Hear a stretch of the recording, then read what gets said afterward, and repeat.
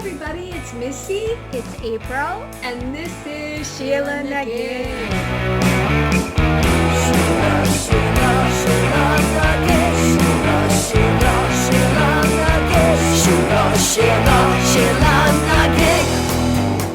Thanks for listening. Thanks for being on this journey with us. We are back to my Dispirited Chronicles, and this episode, you may have already. I hope this is one of the ones that you should listen in order. Yes. Usually, Yeah. our episodes kind of stand on their own, but this is kind of a listen to each episode for a segment. So this is episode. This is segment 2 of the episode, a special episode, my Dispirited Vagina Chronicles. So we are going to dive in here today. Are you doing good, April? I'm doing very good. Excellent. I'm glad to hear it. We're still very happy to be in the new year, 26. Yep. Happy New Year to everybody. And listen, I'm just going to dive right in because Let's go for it. I'm just going to dive in Yep. because we left off my spirit Vagina. And it's treatment. There is treatment. And there is here, and I'm trying to address some things I've been neglecting and reading for a long time. And it is a new year, and I am determined, since I have particularly because I have a podcast along with April about women empowerment. There's no time like the present to address my dispirited vagina. So that is basically what I'm doing. So in the last episode, how I kind of come to the conclusion that I needed to look at this, and I needed to.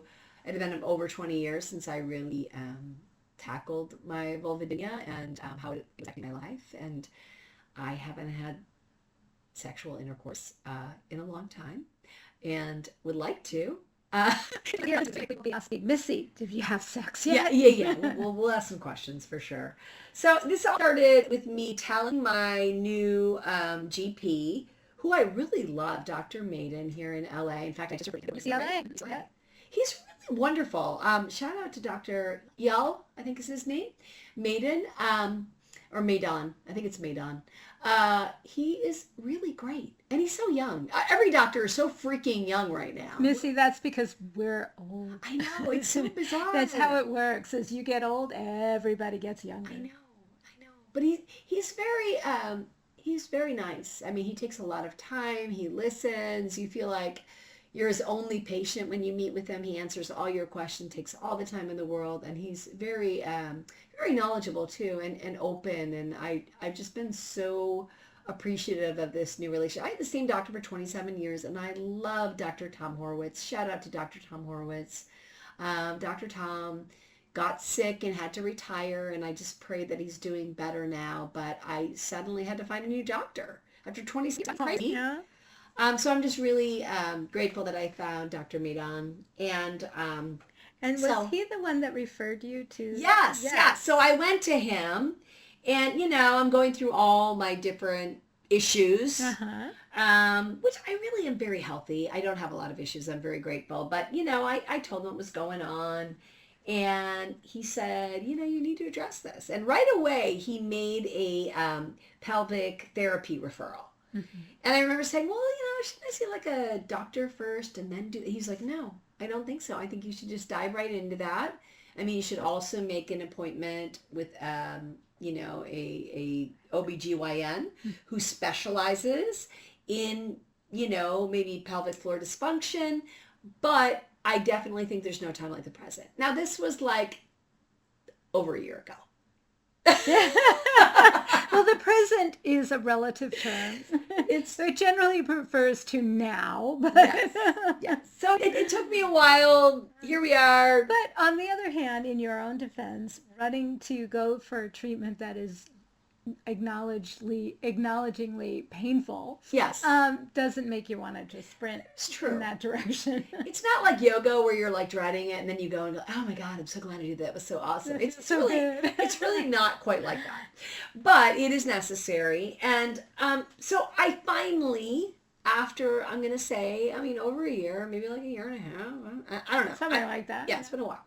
I got an appointment with Dr. Ashley Benda, who I talked about in the last episode briefly, and she's going to join us on this podcast, which I'm super excited about. But she's basically an OBGYN at UCLA who specializes in women's reproductive health and who treats pelvic floor issues like incontinence, but also pain, as part of her general OB/GYN practice. Mm-hmm. So she knows a thing or two about vulvodynia and vulvar vestibulitis. So she did the examination. On the last episode, I talked about how she said that, I said, what's new? What's new? What should I know? Do they know now what causes it? Are there any new? And she said, no, I'm sorry to tell you, but we know really not much more than we did 20 years ago because no money is put into women's health, which is very sad.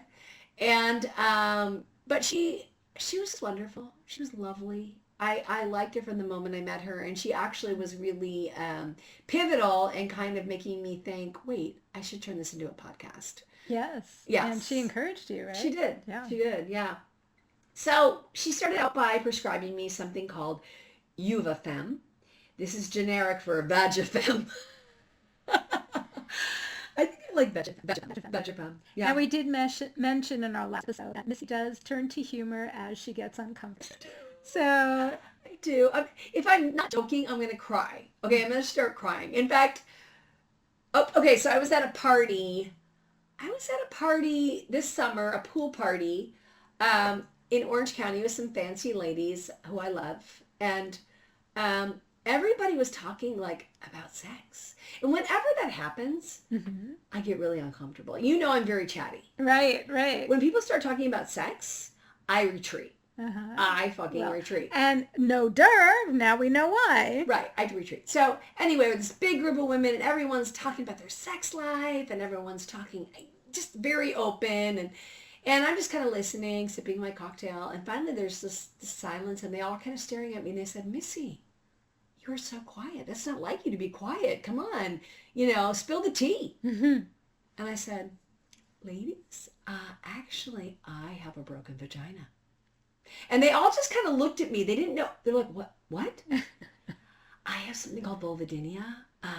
Yeah, I have really chronic, painful vagina stuff. So that's why I'm not really sharing, but I'm enjoying your stories. And it was very awkward. How to shut up a room. It was very awkward. And then I came home and I told my husband about it and I was laughing. I was like, oh my God. And then they said it. And then I told them I had rubbish. And I just started crying. I just started crying immediately. And I said, I'm so sorry. And he goes, what just happened? I mean, this is you. This is how you deal with things. This is you. You're laughing. You're telling me about this story. How funny. And what are you doing? You're crying right now. And I'm like, I am crying. I'm sorry. And he's like, don't be sorry. It sounds like maybe this is something you need to address. And I knew this. And I had already had addressed it with my GP, as I mentioned, but I hadn't really done anything about it. He had given me some referrals. Had I done anything about it? Not really. But like I said, back on track, went to see Dr. Ashley Benda. And again, she prescribed Uvafem. It's a prescription vaginal insert medication containing estradiol, a form of estrogen, used to treat symptoms of menopause such as vaginal dryness, itching, burning. And it's 10 milligrams. And basically, it's interesting because it's this little syringy thing. Mm-hmm. And on the end of it is a little pill. Oh. So I thought it was going to be some kind of like that yogurt I talked about in the first. Oh, yes. It was going to be some yogurt shit that I had to insert up my vagina. No, it is a little syringe that has a little pincher at the end that holds a pill. This is terrible. You know how you always have stories and I'm like, this is not the point. Why are you going off on this story? Yes. Well, I took my cat to the vet. I'm so happy, April. Share.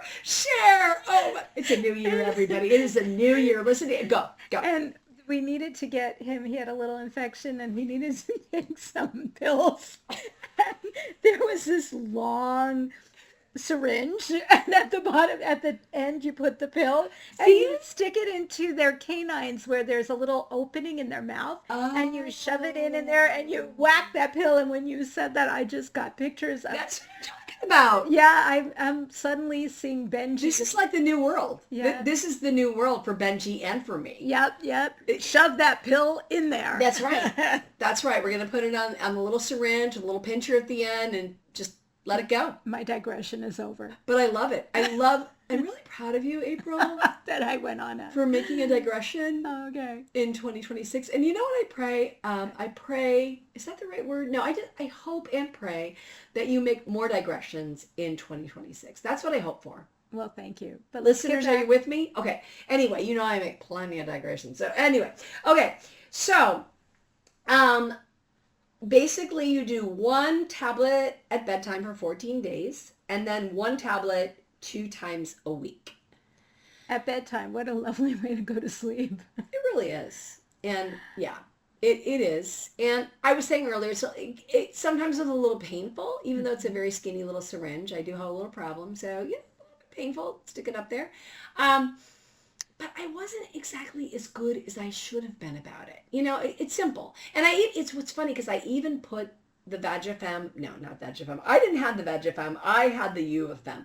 The Uvifem right by my toothbrush so that I would see it and I would know after I brushed my teeth that I was going to stick that little pill up my vaggie. But did I do it, April?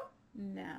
Not as well as I should have. Well, don't beat yourself up. I'm going to say what should have, like I was supposed to be taking it every day for 2 weeks. I'm going to say that took me more like 3 weeks.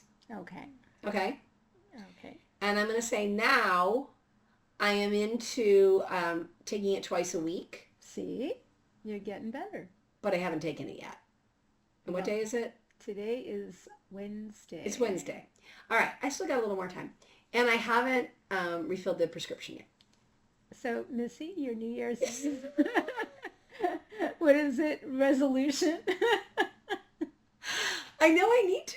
Right? It's not like I know. Yeah. So if it's painful, we don't usually run to do the things that are I shouldn't painful. really say it's painful.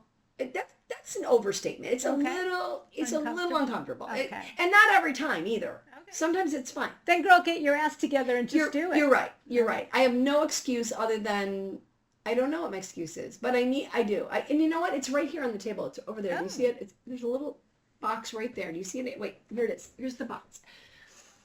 And I put it on the table right here in front of my children and everything. To remind you. To remind myself that I just fucking need to refill it, right? Yeah. Yeah. Okay, so I have it right here. If you could see right now, I'm holding it in my hand. I'm holding the box in my hand. Okay, I'm going to do that. Okay. So, I was also given some lidocaine ointment, but I have not attempted sex yet. So I have not, the idea is that you use the lidocaine ointment when you attempt sex, and I don't really know the outcome at this point of taking the Uvifem. I don't know yet because I haven't really attempted anything. Yeah. And my husband just had surgery today. Well, yeah, today might not be the day. He's going to be checked out for a while. Yeah. Yeah, he's going to be checked out. He had carpal tunnel surgery. He had his left, he's left-handed. He had the left hand done. Now he had his right hand done. And he's a mandolin player and a guitar player. So he's a little bit nervous, but all's well. It went well. So I also, as I mentioned, I also got a referral for a pelvic floor therapist. I like to just call it a vaggie therapist. And her name is Terry Tufania. And she is lovely. Aww. I'm just going to say I finally went, and it took me a really long time again. Mm. And this is something I could have started long before I went to see Dr. Ashley Benda. For some reason, I thought, like, I should see her first. Yeah, all she did was confirm, like, yes. You know, she did an examination. Yeah. It was painful. She kind of cited the fact that in a particular area, yep, you have it. Yep, let's make this happen. Yep, here's the Uvifem. You need to go see a pelvic floor therapist. I'm like, yep, I have an appointment. I already made the appointment by that time. And yes, I'd like to be on your podcast. So, so yeah, I had my preliminary appointment with Terry, and she asked me a lot of questions, and we discussed a lot. And she gave me some good tips too, because apparently, you know, some things can be related, I guess, like bladder, like, you know, all those functionings happening, right. You know, your bladder, your colon, you know, go and poop, you know, like it all kind of, so she asked me a lot of questions about that. And, you know, so I can be quite constipated, which she said is kind of common with people who have vulvodynia, or can be. And so she told me that, she's like, do you know what a squatty potty is? And I'm like, oh my God, do you know what a squatty potty is? No, I have no idea. Okay. What is a squatty potty? I know what a squatty potty is, and I think I saw the squatty potty on Shark Tank initially. Yeah. I'm pretty sure I did. Some like woman and her son, I think, developed it. And basically it is the perfect, it optimizes the pooping experience. So it's like this little stool that you put your feet on when you go to the bathroom, and it kind of like puts you in the perfect pooping. Better position. Yeah, because really the way we poop is not optimal for our bodies. So people who have We're trouble... supposed to squat. Yes. So people have trouble with constipation, they recommend the squatty potty. Now, a lot of you know my son was in the hospital this summer, and they gave him a squatty potty to use because he was quite constipated. And they told him, guess what? You could take the squatty potty home. Wow. So you have the squatty Guess potty. who has a squatty potty? Yeah. I do. All right. Yeah, and I've moved it to my bathroom now. So... Can I ask a really inappropriate question? Oh, please. You know, I love the inappropriate questions. I don't believe in TMI, April. I think you know that by now. This winter, as you know, we took a little vacation to Michigan, and it was butt cold. Yeah. And I went into their bathroom. That wasn't winter, that was fall. It was cold. I like that you called it winter. Yeah, it felt like winter. Wimp, you're a New Yorker. Come on. It was like 26 degrees. Anyway, we're digressing. We're digressing on my digression. That's right. Okay, so I go into the bathroom, and they had a bidet, and the bidet had a seat warmer. Please tell me that the seat warmer is part of the potty squatty. It's not, because it's just for your feet. But I will tell you, I do have a potty warmer. I do have a seat warmer on my potty, only because my husband reviews for Amazon Prime. And he got that to review. Yeah, and I have a nice... This is paradise. Anyway, I'm done with my diversion again. Let's get back. And we have a bidet too, but I don't know. Bidet's a little bit freaky deaky to me. Yeah, I didn't use the bidet part of... I mean, I don't know. It can be a little exciting at times. I will admit it's been a little bit exciting for me at times. You know, between that and the Hello Kitty vibrator, but oh my God. What? Okay, so my friend went to Japan. This is years ago, and she got me a Hello Kitty vibrator. Did that bother your vaginal issue? No, because it's if I know where I can go safely. Oh, right. That makes sense. Like oral sex is pretty okay with me. Yeah. But the penetration, not so much, right? Yeah. So I kind of know. And so my friend years ago went to Japan, and she got me this like adorable Hello Kitty vibrator. I've never really been like a vibrator gal, but I had never really had one before. And I was like, oh, this is cool. And then when I was pregnant, I actually was kind of, my sex drive kind of spiked when I was pregnant. And poor Mike, you needed to give him a rest. Well, Mike was kind of freaked out about me being pregnant. Yeah. Like he like saw me as this like very fragile thing, and like, yeah. So anyway, but what's really funny, again, I'm digressing. We're digressing. My mother-in-law came to take care of us like after I had the baby, and she was wonderful. I had a C-section, like we talked about in the last episode, a planned C-section, and she came and took care of us. And I remember she was like in the bedroom with me. I don't know what's going on, but like there was my Hello Kitty. She saw it. It's true. We didn't really discuss it. We discussed it later, which is kind of funny. I love Mike. She's absolutely. Awesome. But then I finally got rid of it when we moved 4 years. I don't know why. I just thought, like, it's time to get rid of the Hello Kitty vibrator. Maybe get a big girl vibrator. And I remember I left it out in this huge fucking heap of trash in front of my house. And, like, I just, like, it was, like, way in the middle of this giant fucking heap of trash. Every day I'd come home, because it took, like, a week for the trash to get picked up. It would be off to the side. Well, of course. And then I'd have to kick its ass back into the heap of trash, be like, why is my fucking Hello Kitty vibrator out again? Yeah. Okay. Anyway, I do I'm a little bit more stuck up than you are. Yeah. I would have waited till trash day to put it out. That would have been smart, but I might have forgotten, knowing me. Anyway. Yeah. Anyway, okay. Yeah. Squatty potty does not have a seat warmer. It is just something you put your feet on. It is helpful. And then she taught me this other tip, which is moo to poo. Moo to poo. Have you ever heard of moo to poo? No, please tell.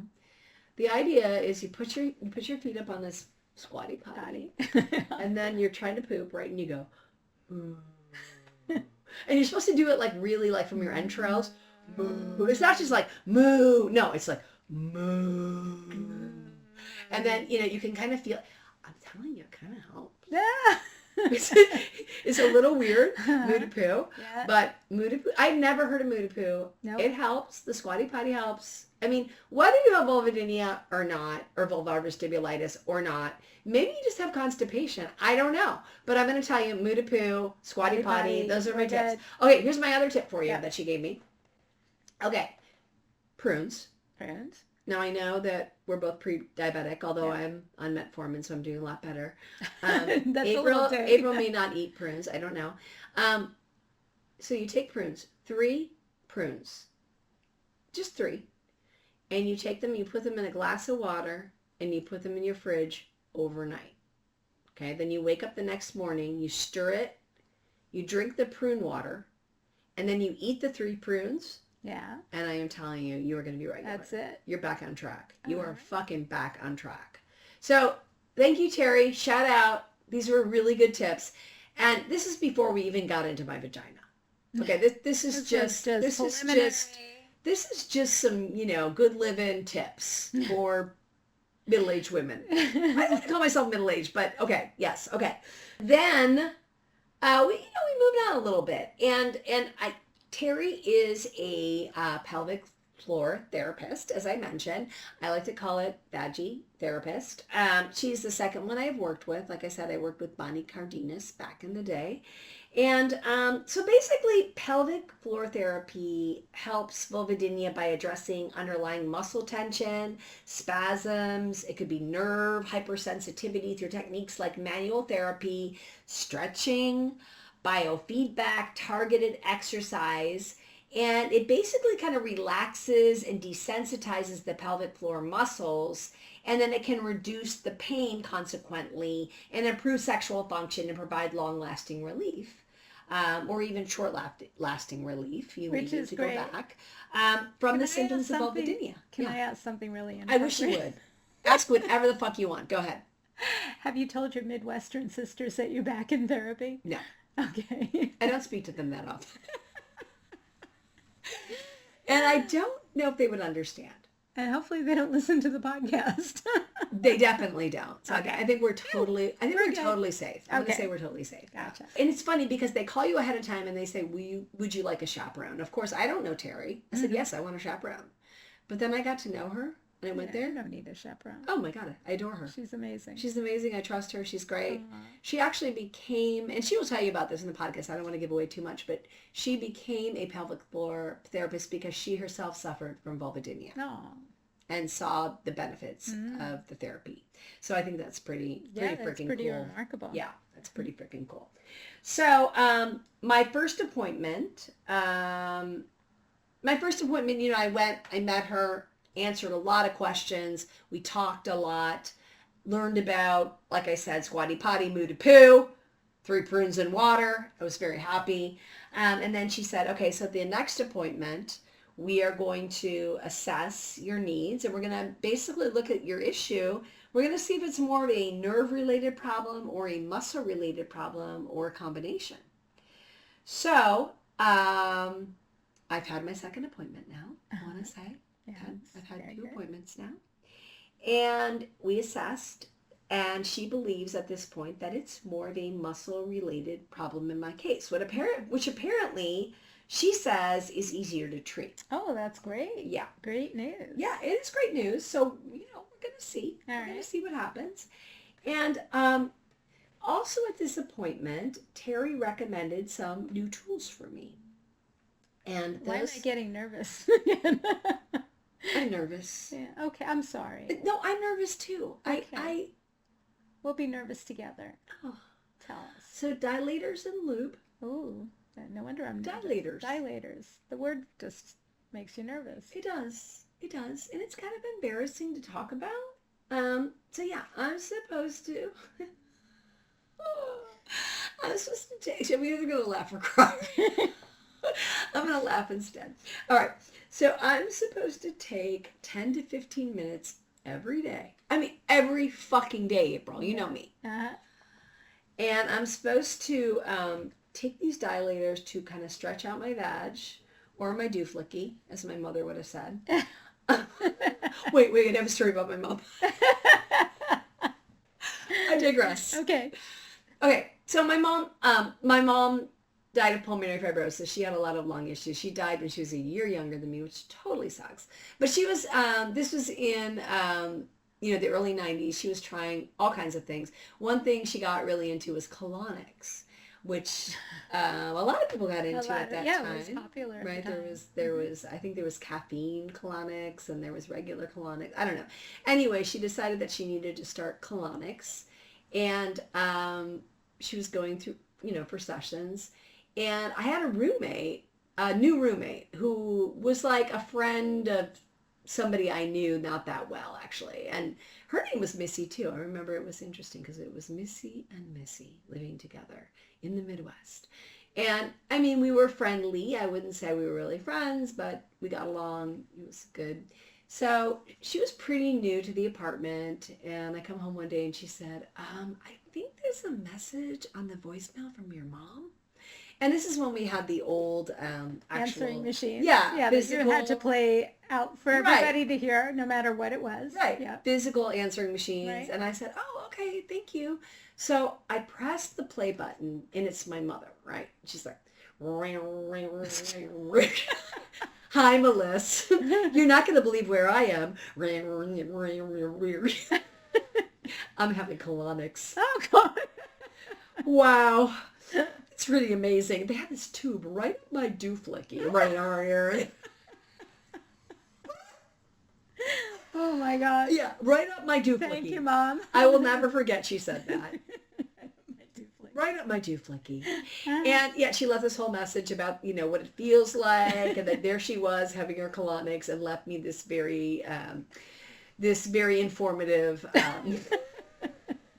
And did your roommate give her resignation? She did not. I kind of said to her later, yeah, my mom's a little dramatic. Sorry. A little dramatic. It's fine.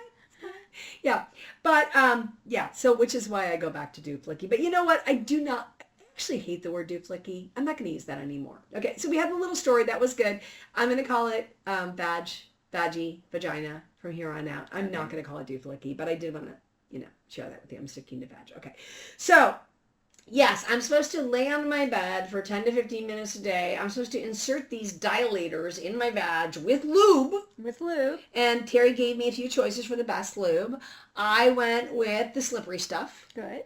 Personal lubricant. Sounds very optimistic. Because it was 13% off at Amazon. I thought it was the name, but okay, never mind. No, I looked. She gave me like 5 different lubes, and I'm like, great, that one is 13% off at Amazon. I'm going with that. Okay. Okay, so I have a tube of it, right? And I was Mike going to write a review. No, it's on his docket. I'll ask him. It's funny because I do have some lube in my nightstand drawer. It's there, but I haven't checked in with it in a while. Yeah, and it's not the slippery stuff. It's not one of the ones she recommended. So I'm feeling a little bit like, oh yeah, forget it. I'm feeling a little more on track now. Yeah. Yeah. So she also gave me a choice of dilators to order. But she highly recommended the Amil Restore Vaginal Trainer. Okay. And the price was right at about $50. And, and most of them were a little more expensive. So I thought, okay. She said she likes that one. It's the Amil Restore Vaginal Trainer. I'm going for it. I ordered it. And it's advertised as a, quote, pelvic floor exerciser, pelvic floor muscle trainer for women related to vaginal dilators, vaginal dilator stretcher, vaginal dilator set, pelvic floor muscle repair. Right. So great. Sounded right up my alley. Right. Mm-hmm. And here are my printed instructions from Terry. Okay. Reclined legs supported by pillows. You can have music, movie, candles, etc. No, I shouldn't be. No, you really have to romance yourself a little bit for this. I shouldn't be encouraging you laughing because we talked about how you use humor to mask tension, but I can't help it. How can you not? How can you not, right? Okay. Yeah. Okay.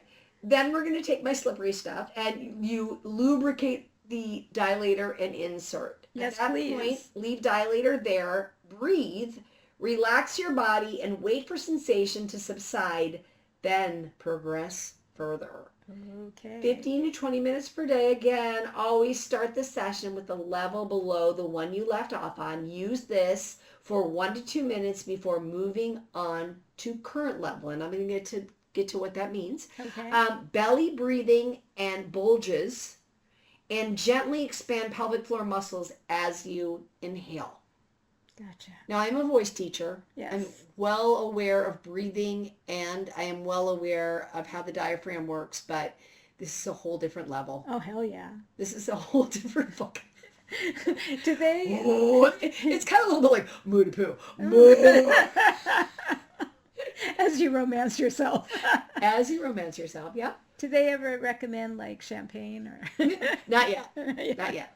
And yeah, you heard it. You graduate to bigger sizes, April, as you go. I've got the gist of that. This is just so tantalizing. Yes. That's right. The Emil Restore Vaginal Trainer comes with 5 multi-size graduated vaginal inserts. They are medical grade cones, and they come with a universal handle for easy insertion. They are completely BPA latex and phthalates free. This set also comes with a discreet carrying storage bag with care instructions. Discreet in case, you want to go to dinner. Trip, yeah. Take your stuff with you. If I want to take a meal to dinner with me or whatever, That's your new best friend. Right. Yep. Maybe African safari, Yeah, why a not? discreet bag. I could take it anywhere. I could take it on the SheelaNaGig podcast once we start going live. Nobody would even know. Yeah. No. Mm-mm. Especially if we record from above the waist. Right. Right? Yep. Yeah, Right? Nobody has to see that little luggage below. That would be perfect because, I don't really have 10 to 15 minutes to spare. So maybe So you could do this while we're doing... Okay, I'm putting a kibosh on that. You know how I'm a little more uppity? I thought it was kibosh. Is it kibosh? It's going to be either I thought one. it was kibosh. It's all these years. It could be kibosh. It's the New York version of kibosh. But I'm shutting it down. We're not doing this while we're... Okay. Yeah. Okay. All right, so I've given you all this information, right? This was at my last appointment. That was on December 19th. Yes. Now it is January 7th. I kind of suck because guess what?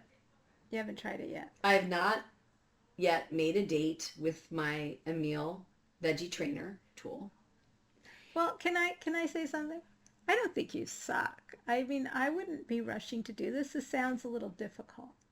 And I know you have to do it, and it's good for you to do. And now you're on a podcast, so you got to report your progress, right? I guess I do. Yeah. I guess I'm under the you fucking put yourself gun now. on a new hook, but I don't think that you're screwing up or that you're bad. This is hard. I'm sorry, Missy. This is hard. Sorry. No, this is really tough. I can't believe I'm crying a little bit. That's okay. I would cry. I might cry with you. Just the thought of it might make me cry. I'm crying a little bit. Yeah. Oh my God, this is embarrassing. I'm sorry, everybody. Don't be sorry. This is real stuff. I gotta get back to my funnies. Yeah. So yeah, I need to get on it. And I just feel like I need to be, a little more romanced. Like maybe Emil. I'm just gonna call. Emil? Yeah, my new dilator set Emil because it is the Emil dilator set. Yes. So I just feel like Emil should maybe, play some soft music for me. Bring you flowers. Bring me flowers. Yeah. Dim the light. Hum in your ear. Yeah. Yeah. And Emil has been a little distant. Oh, so clinical. Just kind of sitting, In a box. Sitting in a box inside, my nightstand has a little compartment, just sitting there. Yeah. Yeah. So I'm a little annoyed with myself. I admit Oh, it. don't be annoyed. No, I am annoyed with myself. I would give yourself a break. Well, the thing about it is, it's just taken me years to kind of readdress my broken vaggie, and now I'm not even following the fucking protocol, and... You're delaying the protocol. Yeah, and I know I needed to do this, but it's really embarrassing. Like, how do you lay there on your bed for 10 to 15 minutes? Okay. I mean, I guess it's not that much different. I just realized, it's not that much different than using my Hello Kitty vibrator, right? Right. I mean, yes and no. But you bring up a good point that I think a lot of us women don't feel like we have 10 to 15 minutes to just attend to ourselves. Yeah, I mean, that is. Attend to your vagina. It just feels so gratuitous. It does. It feels gratuitous and embarrassing. I bet you Mike would disagree if this can work. Yeah, but I figure, if I can talk about this on a podcast, which I am attempting to do. Yes, you're doing. Maybe it will make it more doable and less embarrassing. Like maybe that's the point. I don't know. Well, we could schedule the next follow-up episode. Yeah. And I my next appointment actually is Friday. Oh, okay. So my goal, I'm not going to get in a veggie session tonight. Definitely not. My husband had surgery. He's in bed. In fact, I'm probably not going to get one in, honestly, because he's resting. Right. Well, but you've got your friend Emil. Yeah, Emil's waiting. Emil is waiting, and that would be a good prep while Mike is recovering from his surgery. And you affirming that you're doing this not to yourself, but for yourself. Yeah. Yeah, I guess so. I guess so. And by the way, I just want to comment again that I love my husband, Mike, and I find him extremely attractive. I'm very attracted to him. And, we're affectionate with one another. And I feel like we have a really good relationship, at least right now. Things are going well, how relationships kind of ebb and flow, Yeah, but I feel like we're in a good phase. And we just haven't done it in a long time. And, we used to do other things and kind of decided Make up like, for it. yeah, that's okay, but that's kind of dissipated too, unfortunately. And I'm sure some of it has to do with both of us, getting older, kind of losing our sex drives a bit. But, it's hard to know. It's hard to know. And I don't know. Why is this so difficult?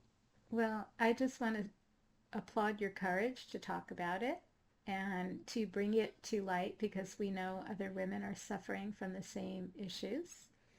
And sharing your journey is a service to others. And I hope it motivates you to see it as something that is being kind to yourself, to your relationship, but most of all, honoring you.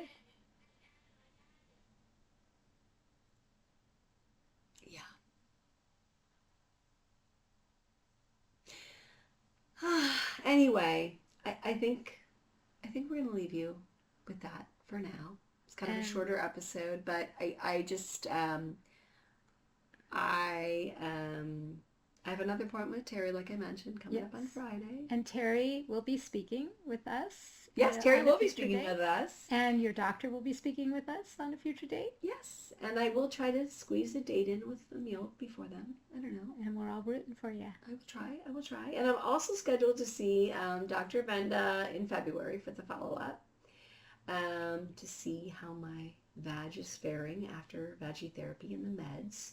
So tune in then to my Dispirited Vagina Chronicles next time on the SheelaNaGig podcast to find out more. Will Emil be a good lover, but more than Missy can handle? Will Missy take her meds accordingly? You'll just have to wait and see. We'll have to wait and see. Yeah. Thank you, Missy. No, thank you, April. Thank you for being here with me and helping me go through this and do this. And thank you for listening, everybody. I would love to hear from you. I want to know who else is dealing with the dispirited vagina. I want to know. I know at least 1 in 4 of you is maybe experiencing some issues. Yeah. And I would love to hear what you're experiencing and maybe also what has helped you or not helped you. I want to create a platform for us to chat about this and talk about it and spread the word and make it something that we can talk about openly, as embarrassing as it might feel. I do. So thanks for listening, everybody. We're fighting the fight and shining the light. We sure are. That's what we're doing. All right. Thanks. Bye. SheelaNaGig, unabashed in your glow.